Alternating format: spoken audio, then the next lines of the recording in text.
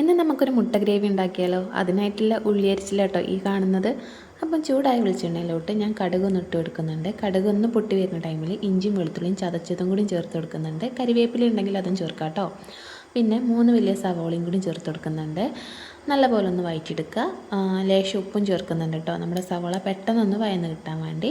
ഇനി ഇതിലോട്ട് ഞാൻ ഒരു വലിയ തക്കാളിയും ചേർത്ത് കൊടുക്കുന്നുണ്ട്. ഈ ഒരു പരിവാകുന്ന ടൈമിൽ ലേശം മഞ്ഞൾപ്പൊടി, 1 ടീസ്പൂൺ നാടൻ മുളക് പൊടി, 1/4 teaspoon chicken masala, 1/4 teaspoon Kashmiri മുളക് പൊടി, ലേശം ഗരം മസാലയും കൂടി ചേർത്ത് കൊടുക്കുന്നുണ്ട്.